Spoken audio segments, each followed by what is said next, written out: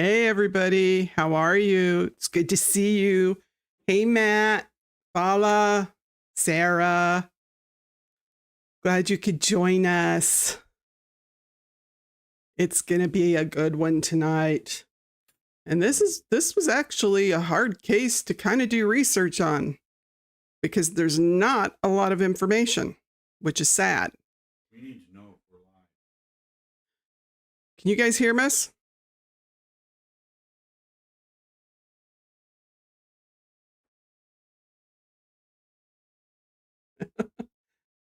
Doc was in here for a couple of hours today working on the system. Yeah, they can hear us. Okay. Then we're going.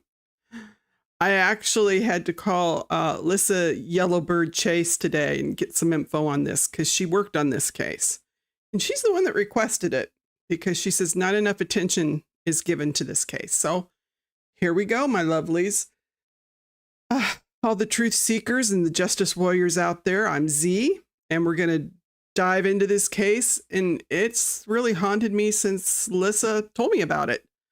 It's the disappearance and the death of Edward Ashton Stubbs LeBaron. LeBaron. And it's not just another, missing teen case. This is a story about a 15-year-old boy whose surname, LeBaron, carries a legacy of blood, violence, and religious extremism. Isn't that a catch? A boy who disappeared just 5 days before his 16th birthday in North Dakota, only to have his head discovered in a water tank 5 years later, only a mile and a half from where he vanished. Yeah. So buckle up. We're going to jump in and see what's going on here. What makes this case really extraordinary? Oh, he says, my camera is out of focus and I have a blue tint. Hold on. No. Were you playing with the camera? No.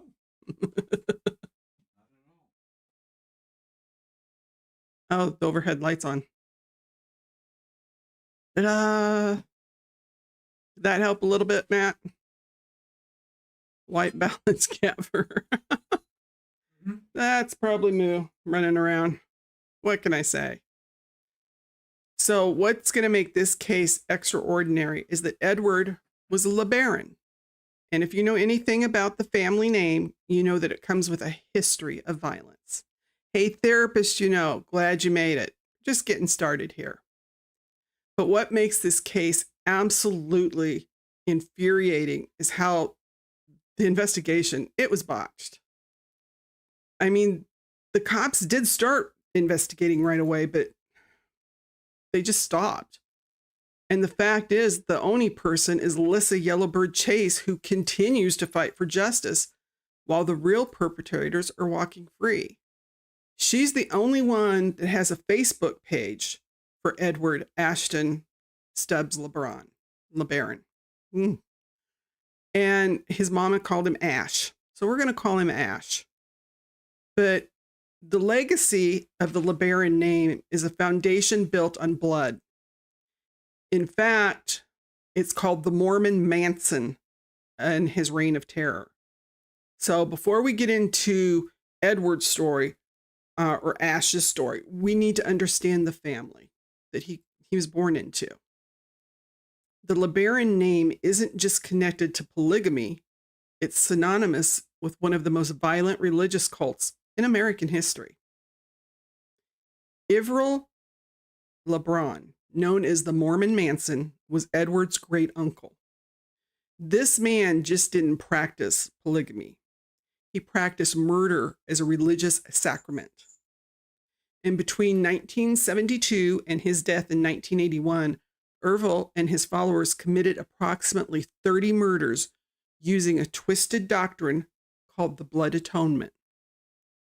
You might be getting some Lori Vallow Daybell vibes here, guys. The doctrine of blood atonement isn't just killing. It's a real a ritualistic murder with religious purpose. The doctrine states that some sins are so grave that even Jesus cannot atone for them. Yeah. Think highly of themselves, don't they? Therefore, the sinner must die, and their blood must be spilled on the ground as a sacrificial offering to God. Now, the entire clan here actually got started when they started getting some pushback from the church, the Mormon religion, about polygamy. And so some of them, and mainly it was Ervil's father, decided he was going to move to Mexico because down there, nobody cared. And so he took his people and he headed down there. And he had a ton of kids. I mean, I think they were up in the 70s with children that he had. I can't remember how many wives the father had. And he died in the 50s. And so then the sons fought it out over who was going to become the next leader. Ervil didn't win, so he started his own branch. Yeah. So let's see. I know nothing of streaming, so tell me to shush if you want me to. Can the picture be bigger? That's in Doc's ballpark. I don't know. We'll see. But the picture actually that's showing, that is a movie that's on Hulu. I think it's still there. 2 of Ervil's daughters were interviewed and helped with it. And if you can catch them, even interviews on YouTube. And it's quite the story that the girls tell. But we're just going to go over this part of the family a little bit to get a little background, because our story is going to mostly focus on Ash here. But the LeBaron clan, their methods that they used, of course, was to cut the throat because, you know, you got to spill the blood. Shooting was most common. Also, they took their heads, historically, considered that legitimate for a blood atonement. And sometimes they would strangle them.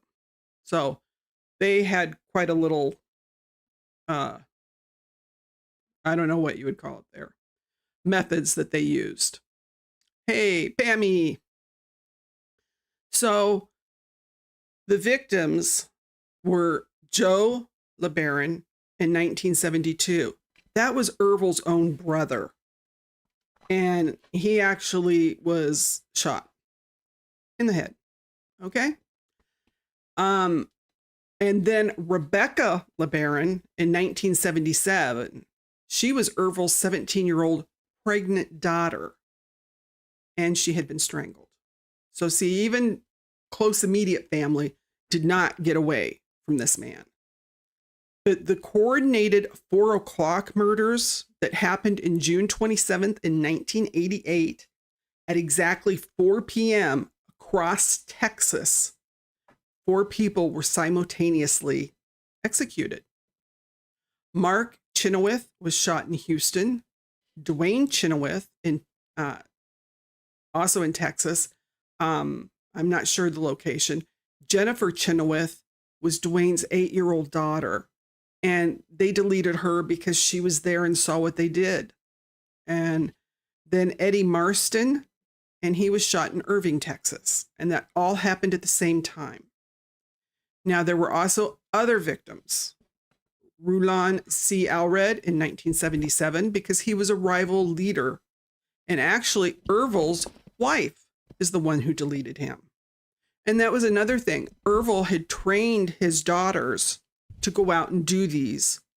So it wasn't like some of his daughters were wilting flowers. Dean Grover Vest was deleted in 1975. Naomi Zarat Chenoweth in 1975. They never found her. Arturo LeBaron in 1983. Daniel Ben Jordan in 1987. Now, missing and presumed dead were Lauren Chenoweth, was Ervil's wife, because her body was never found. And there were multiple others who simply just vanished. So that's why he was known as the Mormon Manson, because he actually would send people out to do these things. It wasn't like he really got his hands dirty. Now, he ended up going to prison, but he died in prison in 1981.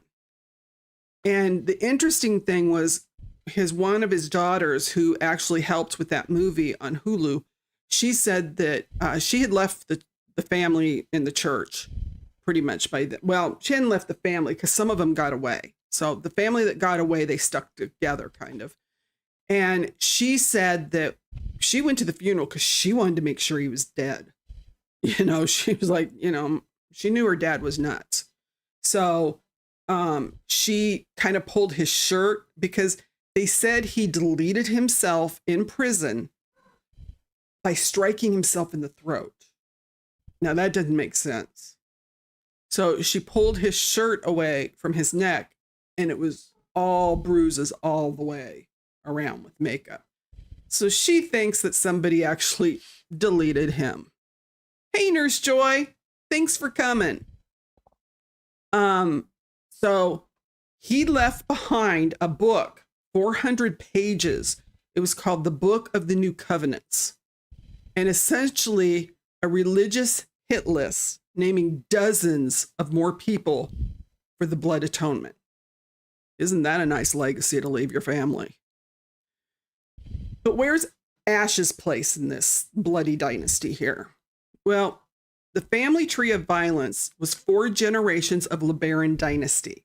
But we're going to break down Ash's place in this bloody family tree, because understanding these relationships is crucial to understanding what happened to him. Alma Dayer LeBaron Sr. Now, he's the one who started it. He was the patriarch from 1886 to 1951. And he founded a compound down in Mexico. It's Colonia LeBaron in Mexico. Alma Dayer LeBaron Jr. was from 1918 to 2009. He's one of the senior's sons, of course, because he's named Junior. Yeah, I told you were going to get Daybell vibes. Mm-hmm.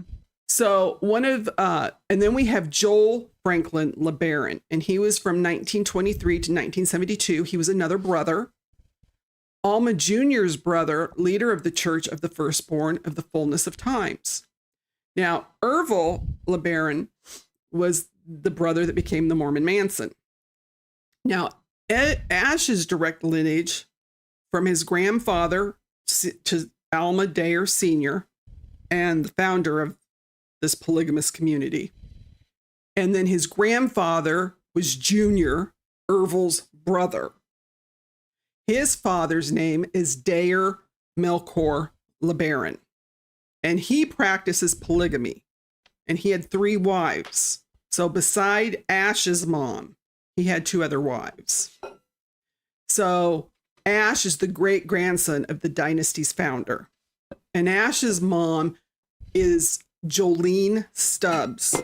Okay, so we got the kind of the family tree a little bit there. Now, family connections really matter here.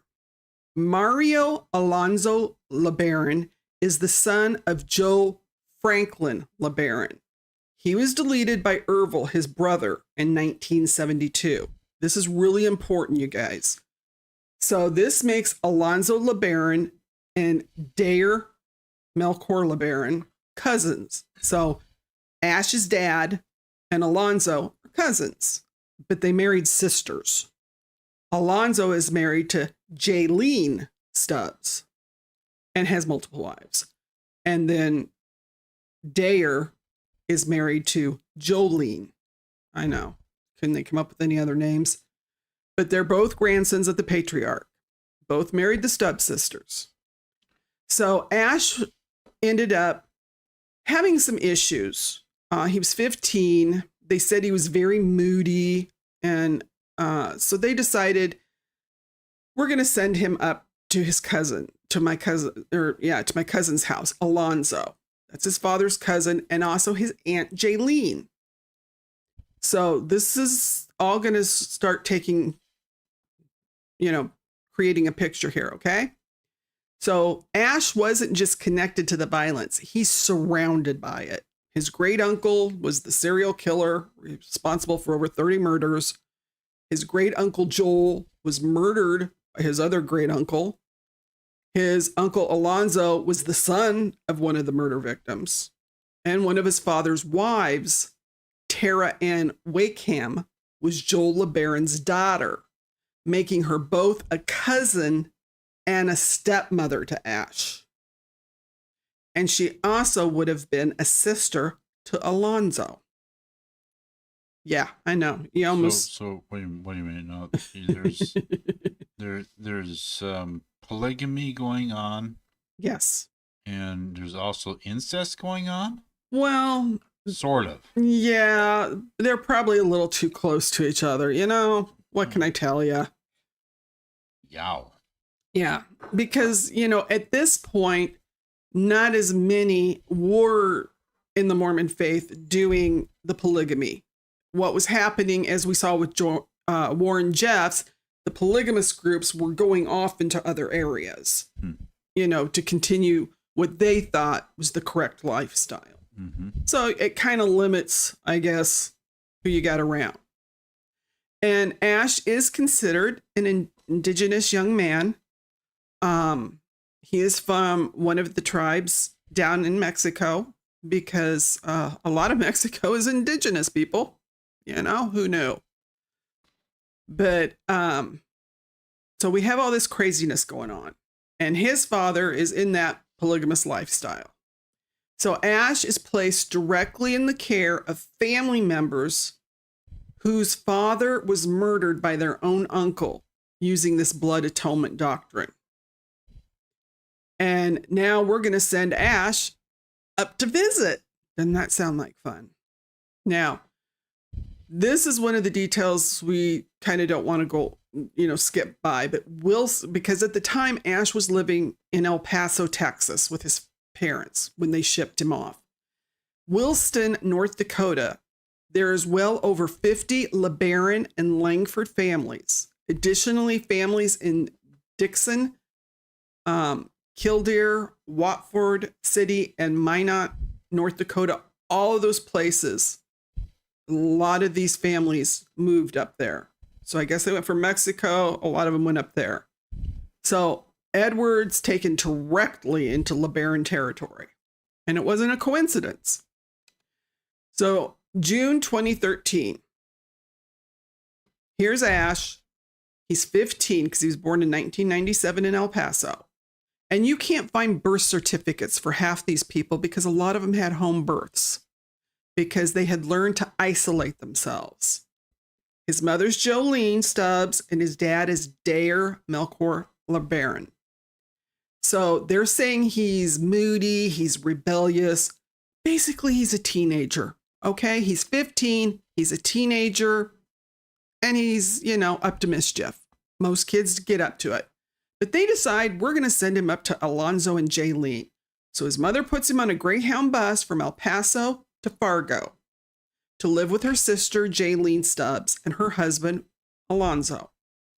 Now, he was supposed to work for Alonso's drywall business, High Flow Drywall, during the North Dakota's oil boom. And when I talked to Lissa today, she said that when that North Dakota oil boom hit up there, you know, she said they weren't prepared for it. The government actually took away a lot of the safeguards for building work, getting plans, you know, location, you know, driving on highways, you know, even like truck drivers didn't have to worry about how long they were driving. I mean, the state took away a lot of safety safeguards because of the fact that they had, how many did Lissa say moved into? Well, I don't remember the number, but it was huge. She said it. Was it 500,000 or something? It's like overnight. It was people paying like $2,000 to park an RV. That's it. No electricity, no water, nothing else. In a farmer's field. Yeah, just to park it. Yeah. So, I mean, so the boom was so crazy. There wasn't enough housing. There wasn't enough apartments. So, like Doc said, these farmers, they were making money by letting people put up a tent, move in an RV. They didn't have facilities or anything, but they had a place to lay their head. And this was all during that start of that oil boom. Okay. So it was crazy. So Ash isn't. Let me stop you. Okay. The pictures. Am I way off here? Oh yeah. That's the patriarch. That's the one that started this whole mess. Okay. That is Ash's mom and his father right there. Okay. That's Jolene and Dayer. Dayer. Dayer. Dayer. What a name. These are the 5 brothers that kind of started fighting. And one of them was actually deleted by another brother. Yes. By Ervil. Ervil even tried to get his other brother, but when they went to delete him, he actually was out of town. He had gone down to Nicaragua. So they missed him. They ended up getting a couple other victims, but missed him. So yeah, it was crazy. And that's Ash. Just a sweet 15-year-old boy. I mean, who gets sent to North Dakota to stay with relatives, and they expect him to work. Okay? So Ash was placed in the care of this man whose family, there's trauma, all this death and violence that these people have been raised in. Hey, William, glad you're here, darling. So he goes from El Paso to Fargo. So you're talking 1,200 miles on a bus. And if you've ever ridden on a bus a long distance, it can be grueling. Okay. And he's only 15 and he's by himself. They didn't send anybody with him. And then after he gets to Fargo, he's supposed to stay with his Aunt Jolene and Uncle Alfonso. Well, instead, Alfonso takes him to Dickinson. I'm going to say it wrong. Dickinson. Dickinson? Yes, okay. Dickinson. Yeah. And that's another 300 miles. So it's another 4-hour drive. Okay. So he doesn't, he's not going to stay with Jaylene. He ends up going with Alonso, I'm sorry. So here Ash is. He's moved 1,500 plus miles from home. He's immediately relocated again. And you ask yourself, was this a coincidence or was it orchestrated? Why? Why did they get him out? So Edward disappears. He goes to work with Alonso. And just only, a week or so later, on June 17th, he disappears. And they do go and report him missing. And the police do start an investigation pretty much right away. But nothing comes of it because Alonso tells them that while they were working, Ash just walked out of the business or out, where they were working. They were building, from the map that I could see, it looked like a place where they have businesses because they were just trying to put things up as fast as they could and they were drywalling. But the interesting thing was he left his backpack. He left his money, his ID, and his wallet. Now, what 15-year-old is going to take off and not have his money and wallet and ID with him? Now, my daddy worked construction for over 35 years. He did not keep his wallet anywhere but in his pocket while he worked construction. So I don't even know why Ash wouldn't have had that on him at the time. Something about that doesn't make sense. So here's this poor kid. Supposedly he walks away. Now, Alonso's in charge of him. He's supposed to be taking care of this child. He's not even 16 yet. It's 5 days before his 16th birthday. And he disappears and nobody says anything. So you have to ask yourself, you know, why did all this happen? Why did he all of a sudden just walk away? Later, one of his cousins or one of Alonso's kids said that he thought he saw Ash in Fargo from a distance. He was up in a building and looked down and thought that looked like Ash, but it was never verified. It was never, you know. And Lissa said that she was with Jolene when they went to Fargo, and they went up and down, you know, putting out flyers. She's there. Nobody ever saw that kid. He wasn't in Fargo. So he's surrounded by these family members and he's just gone. Now, the construction site is at Lyons Avenue in Dickinson, North Dakota. And there's a huge building on the map that shows, and it has different, I think there's a restaurant and some other businesses. It's a pretty big building. And that's where they were drywalling and mudding. And like I said, he left everything behind. And the interesting thing was Lissa told me that Alonso gave the backpack back to Jolene. Now, if you reported this child missing, don't you think you would turn that over to the police? Because maybe there's something in there. That does not make sense. But instead, he held on to it and he turns it over to the mother. And Jolene was staying with Jaylene and Alonso when she went up there by herself. Her husband never showed up. And the whole time she was there, her husband kept calling. And he spoke Spanish, so Lissa didn't know what he said, but she said you could tell by the tone of his voice. He was very upset. He kept wanting to know when she was coming home. Now, his 15-year-old son had gone missing, and he's calling his wife and yelling, "When are you coming home?" I mean, that to me was very interesting. I mean, and Alonso told the police there was no altercation, there was no fight. This kid supposedly just got up and walked out the door and they let him. Why? So Alonso immediately, you know, he should have either called for help, sent someone after Edward, because there were other family members. It was a family-run business. There were other family members there. So where were they all? And why wasn't it treated like an emergency? The minute that kid walked out the door, why didn't someone go try and find out what was going on? And he really had a legal and a moral obligation because this child was put in his supervision. And what 15-year-old actually is working a full-time job in construction? Now, I know during the oil boom, they did a lot of things that just weren't right. So I guess nobody was checking on minors that were having to work. And that is actually a family legacy there because his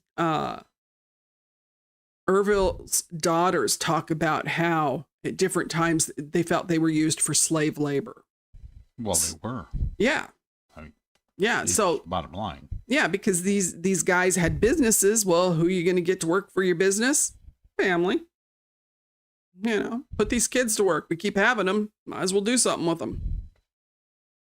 So they did, you know, like I said, the police were notified on June 17th and they did investigate. And it just, nothing happens. You know, there's crickets. Yeah, crickets. Exactly. And Dare, Ash's dad, never shows up there ever to go look for his son. Now, if that was your 15-year-old that you had sent to a cousin's place, wouldn't you be calling? Wouldn't you be driving up there? And he had 2 other wives at home. So why is he picking on Jolene to come home? The other 2 can't keep you happy? That's sketchy. That's like, what don't you want Jolene to find? If you ask me, allegedly. So another thing was Jolene and her sister Jaylene, when asked, didn't know the name of the construction company that Alonso's business, High Flow Drywall, was working for. They didn't know who the business owner was. They didn't know how he was getting paid. It was like there were a lot of details that just seemed to go by the wayside.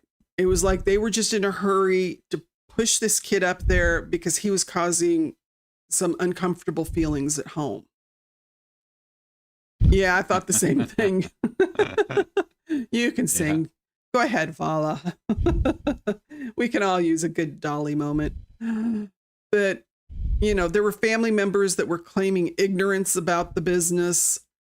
And there, you know, they kept this cousin that was supposed to have seen him in Fargo, the unnamed cousin. They never mentioned his name. So you just wonder, who else just let this kid walk away? Or did he walk away? That's the question.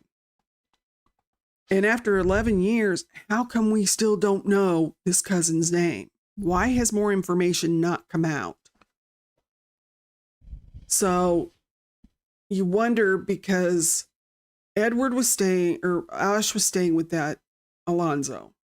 The cousin could be any number of LeBaron family members. It could be some of Ash's or Alonso's children, or some that are in the area, because a lot of them lived up there. But there's no evidence. Someone said they thought Edward had gone, or Ash had gone to the bus stop. Nope, no bus driver could identify the kid. There were no tickets bought by the kid. Well, we know he left his money behind, so how is he going to buy a ticket? The family has conflicting stories. You know, others are trying to say, well, maybe he ran away. Others are, well, maybe he was abducted. Jolene offers a $5,000 reward because she wants her son home. She cares for him deeply. And like I told you, one of Alonso's kids made up a story of him being in Fargo. Could have been. Just, it seems like misdirection. Because how is a kid that can't drive and has no money, how's he getting to Fargo? And the last adult to see him from the family was Alonso. And he had the authority and he was in charge of the kid. So here we have this situation. And so then it's just like crickets. Nothing happens. Nobody says anything. I looked on families' Facebook pages. It's like this kid has just disappeared and nobody cares. Then in December 11th in 2018, a mile and a half from where they were working, Doc, when they were building this building, there is a decommissioned Air Force base. It's called Radar Hill Air Force Base, and it had been sold at auction. It had been decommissioned for like 40 or 50 years, back in the 70s. So this gentleman that lives locally with the last name Fisher had purchased the property. And so for some reason, they had a surveyor on the property. Now, this is a mile and a half away from where he was working, right? On the property, there's a water tank, and you have to climb it to get up there. So it's not, you know, it's not super tall, but it's not, you know, just an easy climb.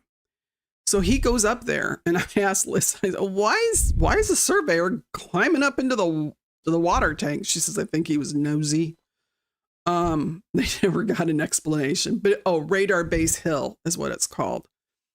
And when he lifts the lid and he looks down, he sees a human skull in this old water tank. And she didn't think there was any water in it. So, of course, the police come, nothing else, just the skull. And like I said, this was in December 2018. So, of course, you know, they go and they send it off to try and find out who it is. And they find out by September 2019. It took them that long. So I'm presuming they didn't do like dental, you know, they probably did DNA testing. And they confirmed after 9 months that it was Ash. So the North Dakota State Forensic Office confirmed It belonged to Ash. And now you have to ask. This is a family, the LeBarons, who have historically practiced ritual, leaving their heads off, blood atonement doctrines. Hey, Rev, glad you joined us, requiring blood spilling. And Edward's skull was found separated from his body. Where is the rest of him? They still don't know. And I looked for like an obituary. I couldn't find anything. So if they had a funeral service in El Paso, they didn't have one in North Dakota, I don't know. And I asked if the family had claimed the remains, and she said they mailed them to them. That is one messed up family. Yeah. But when you get a box with, just that of your son, terrible. Now, here's an interesting thing that happened in September of 2024. Ash's parents, when he disappeared, were living in El Paso, and they had a house in Mexico, of course. Well, in 2024, they also had a place. I don't know if they still have the one in El Paso, but they had a place in Utah. And they had a pine nut farm where they collect and sell pine nuts. Okay? Pine nuts. Yeah, I'm saying that right? Yes. Okay. Thanks, Doc. Like, okay, whatever. Well, his parents were both arrested for kidnapping, trafficking for labor, and a felony each. And this was because of the pine nut harvesting operation. Yeah. Utah. They were in Utah. And it was Iron County, Utah. They said they used coercion. They brought people up from Mexico to work in the harvesting. And one of them had a 15-year-old daughter. And they put her to work babysitting the grandkids so their kids could work. And this was actually a family legacy thing, because one of Ervil's daughters talked about how as soon as you were old enough to hold a baby, the mothers had to go to work. And so they would give the babies, and she said some of us were as young as 8. We were in charge of an infant on our own while the mothers worked. And when the baby had to feed, you took it to the mama. She fed the baby, then she gave the baby back. She continued to work, and you watched the baby. Yeah. So this is kind of a family legacy of how they treat their family members. They thought they could treat these workers that they brought from Mexico. And like I said, that one of them had a 15-year-old daughter. Well, one of the kids, I guess, got sick or hurt, and they went to a hospital, and they took this 15-year-old daughter across state lines. Well, that's why Jolene got a charge of kidnapping. So I contacted the clerk of the court and found out that they got out with abeyance, which means if they follow the rules, don't get their nose dirty, this all goes away. Trafficking people, kidnapping, and felonies, and they get to walk away. Yeah. Yep. So as long as they obeyed the order to do what? Don't commit any other felonies. Well, hopefully they wouldn't. But, yeah, well, I mean, they have run this nut business for 41 years. And they were recruiting these Mexican nationals and then put them in what they called debt bondage. We brought you here, you owe us, so you have to work terrible hours. And they let them off, basically. They transported their family members across borders, created all this mess, and they get to walk away. This is Ash's mom and his dad. Oops. Now, Lissa told me, she said, I truthfully believe it was Lissa's dad or Ash's dad that did this. Okay. She said Jolene's a very kind woman and she probably just, this is just the way it is. So she went along with it. But I just thought that was interesting, So it to me, it shows that the family is not afraid to still commit major crimes. Because I'm sorry, trafficking people and kidnapping, that's a major crime. That's not just messing up. That's big. I would call that a little bit on the side of illegal. Yeah. I mean, just a little bit. A little bit. Rev, you're right. Utah is kind of weird. Some of the cases that have come out of Utah, that crazy lady that had the YouTube channel with her children, there have been some nutty cases out of that state. I don't understand. So we have the pattern of coercion and family control, willing to exploit and traffic children.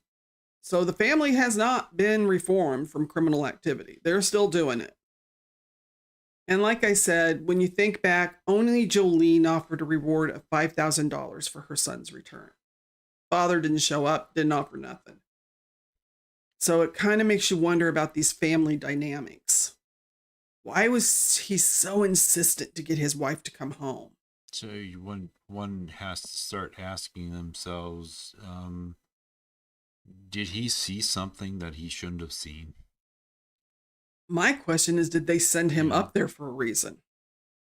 Yeah, that's good too. But did his dad,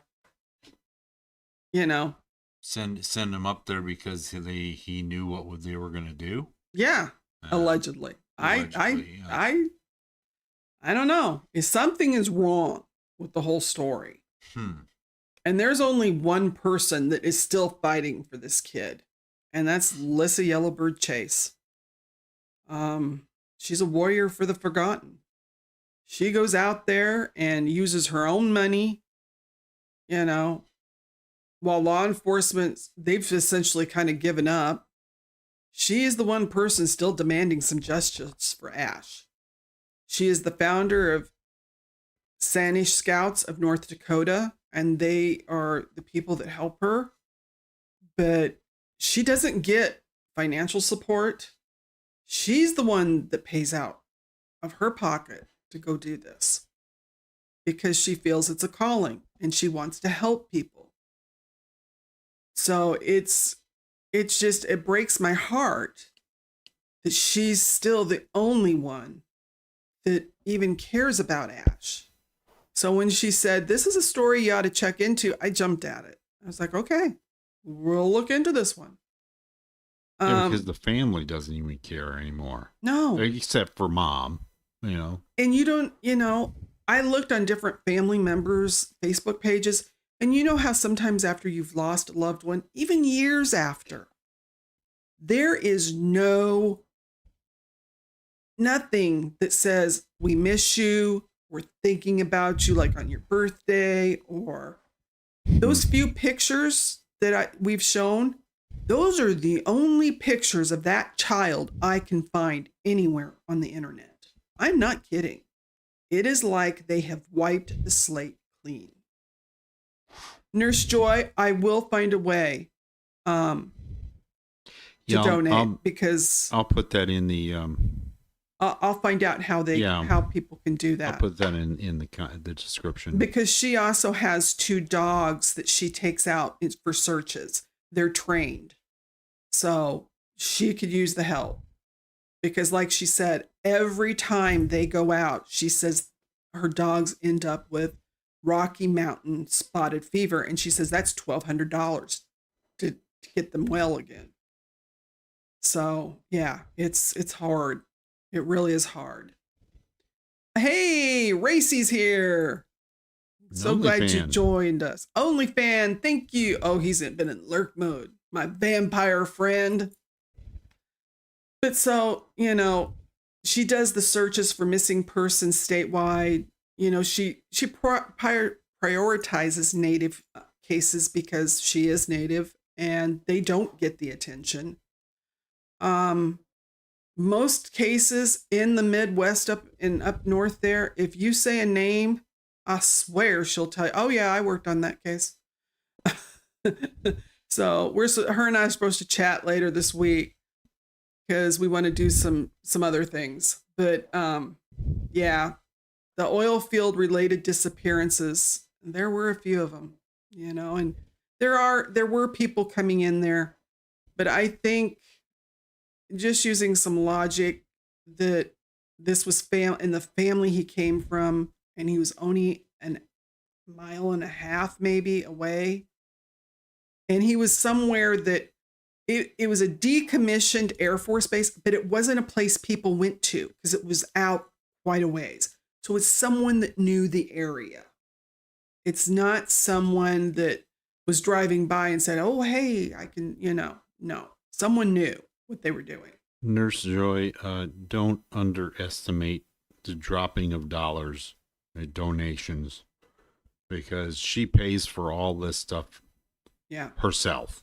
Yeah, she's using her,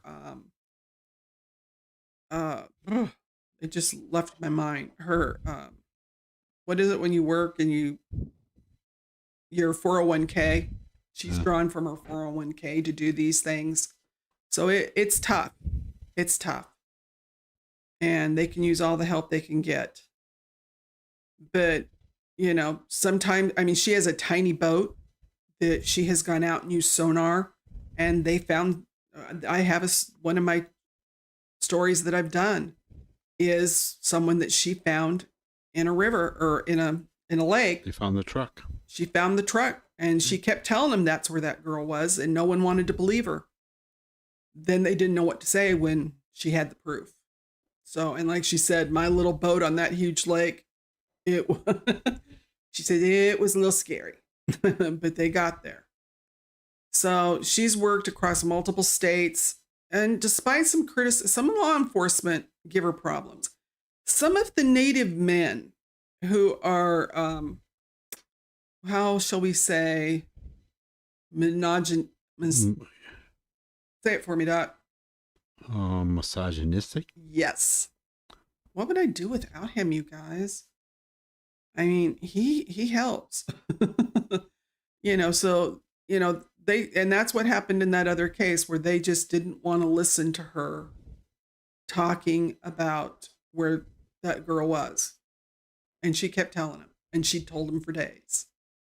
She created the Sanish Scouts after noticing several missing oil workers in the oil fields. She's given families answers from her investigations, and she represents hope when systems have failed because they don't go looking. Mm-hmm. So some law enforcement officers, you know, they get a little growly because they don't want to mess with you. You should have heard when I called the prosecutor's office on the parents, because I wanted to find out if the case, when the trial was coming up, and she's like, well, I can't give you that information. You know, and I said, well, why not? That would be public information, wouldn't it? Yeah, it would. And especially once I found out that it had been pled and they were in abeyance. It was an abeyance play. There was no reason that woman couldn't have told me. She was just being weird. Utah weird. Anywho, so the fact that Lissa gets criticized for doing law enforcement jobs, to me, speaks volumes, you guys, about how the system has failed. But here's some of the questions that, you know, kind of get you. Like, what was Alonso LeBaron's part? To me, allegedly, he's a primary suspect because he was in charge of this child. He was present when Ash disappeared. He was the business owner with supervisory skills. He tampered with evidence because he gave it back to the mother instead of the police. He didn't protect the minor. And he never properly investigated. He didn't ask questions himself. So you wonder what happened between Alonso and Ash on that construction site. Did they have an argument, or was it planned the whole time? Because they got him out of town as quickly as he arrived in the state.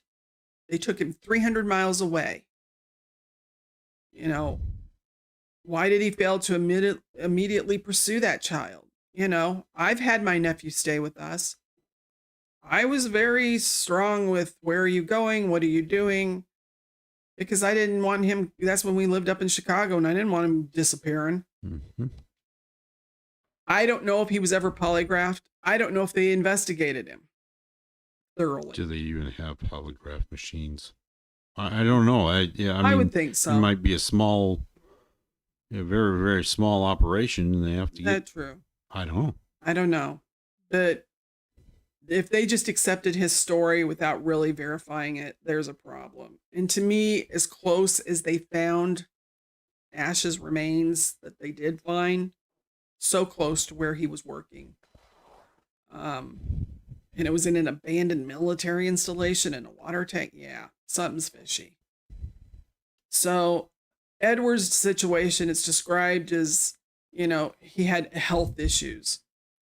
And then the police said that they thought maybe he had mental issues. Lissa said he sounded like he was just a teenager, being a little rebellious. He's 15. It happens. And they sent him away before his 16th birthday. Can you imagine sending your 15-year-old son away and his birthday's coming up? I don't know. And his father did not want his mom up there to look for her son. That bugs me. Where's the rest of him? I'm saying, I don't know. I hope they check that building out. They were drywalling. I don't know what they did with that poor boy. Did they scatter?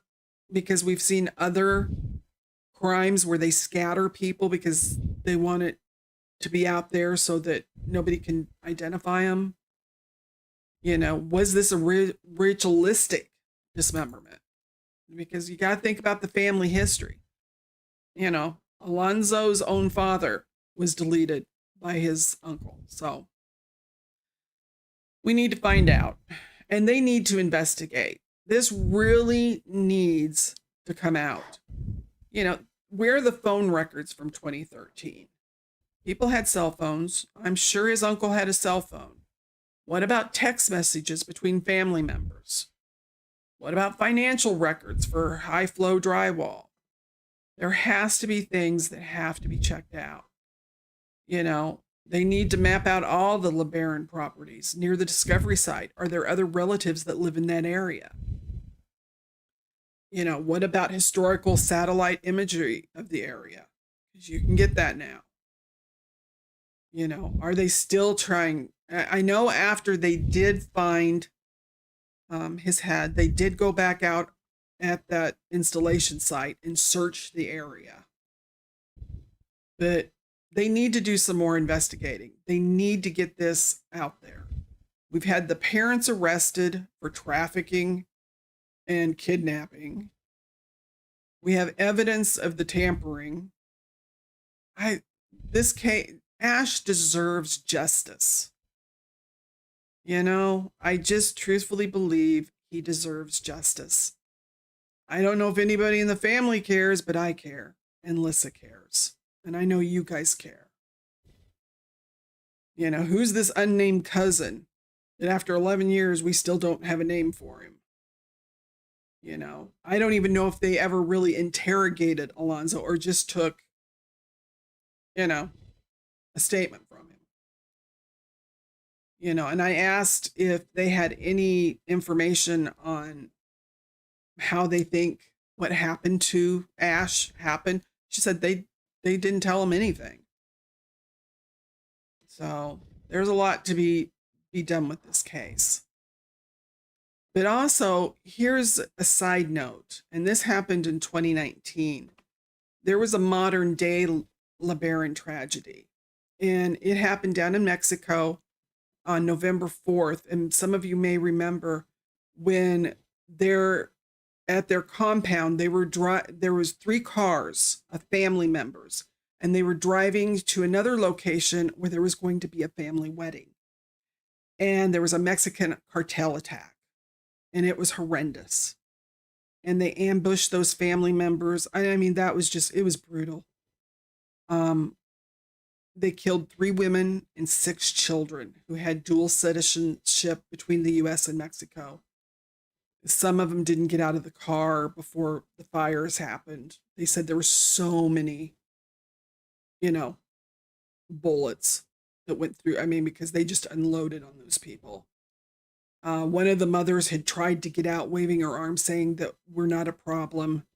But they said there was some cartels that were fighting. And so they think that it was a situation where they were fighting over land, and whoever the people were did not know who these people, the LeBarons, were. And so they attacked him. There was a 13-year-old boy who got 6 of his siblings out of the vehicles, and he hit them, but some of them had been shot. And so he covered them up with sticks and stuff, and he walked 14 miles to get help. And it took him a long time. Well, the 9-year-old little girl, she got worried when he didn't come back, and it had been a long time. So she took off walking, and she walked 6 hours, but the problem was she got lost. So they ended up finding her later that night by following her footprints. 8 children did survive. 5 were wounded and were flown to the Arizona hospitals. So this poor family, I mean, some of them just, the violence just keeps happening to them. And I found out they still live down there on that compound. And I'm like, I'm sorry, you shoot up my family. I'm not going to stick around this neighborhood. I'm getting out. So when we stop and think about what needs to happen, they need to reopen Ash's case. I think they need to question Alonso some more. Find out who this cousin was that thinks he saw him. They need to get some coverage. We need more coverage on the case, more YouTubers doing something, because we need to tell Ash's story. People talk about the LeBaron family because of all the crazy, murders that happened, but nobody's talking about Ash, and that's not right. So, let's think about it. Let's support Lissa Yellowbird-Chase because she is the only person out there. Let's support the Sanish Scouts organization because they go out when nobody else is going out. Because, she is going for the pursuit of justice. She wants answers, and she's not afraid to ask anyone. Let me tell you, that woman is brave. She is a warrior. So the conspiracy of silence ends now. The boy behind those headlines, and they're small headlines, you guys. If you look on the internet, you don't find huge articles on Ash. He was 15, 5 days away from his 16th birthday when he disappeared. This is just, it's horrendous, and it just really upsets me. He was born into this crazy family that has this blood covenant legacy, and it's all done in the name of a twisted religious doctrine where they're justifying killing family members. Like I told you, Lori Daybell, only she saw zombies. So let's hope that we can get some people looking at it. Maybe some other YouTubers will jump on and do some more in depth. I did what I could, but I know some have a lot more things available to them to do deeper research. And I'm begging them, please jump in here and help us. Because Ash needs his day. I want him to have his day where he gets some justice. And we're going to support Lissa Yellowbird-Chase. And I really, these people, yuck. But I do have some phone numbers that'll be in the description to contact Crime Stoppers, the Dickinson Police Department, and also the Stark County Sheriff's Office, because where Ash was found, the sheriff's office got involved. So we got a couple of organizations there. Someone needs to do something. But let's see what we can do. But before we close tonight, of course, you know we got to do our missing, and I got a couple for you. And we always dedicate this to our people. And the first one is Isaiah M. Fullplume, and he's from Renton, Washington. And the Washington State Patrol has issued an MIPA. And he was last seen on June 23rd, 2025 at approximately 4 a.m.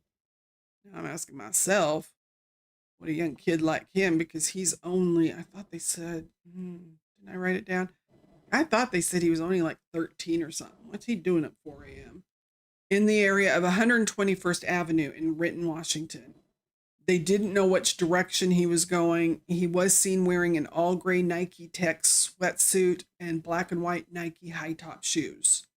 He's known to hang out in the Renton area. He's 5'6", 150 pounds, black hair, and brown eyes. And they're desperate to find him. So the police are Renton 425-430-7500. Call 911. The case number is 25-5468. If you think you've seen him, call.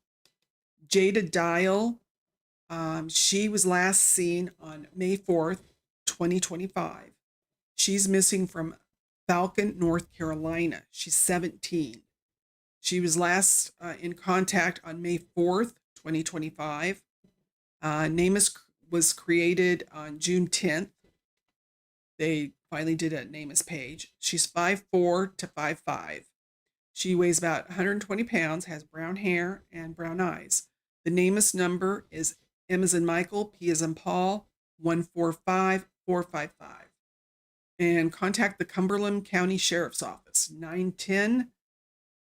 910-323-1500. And they also have an agency case number, which is 2025-02547. Do you say in these places when you call? Okay, what are we calling? Let me see.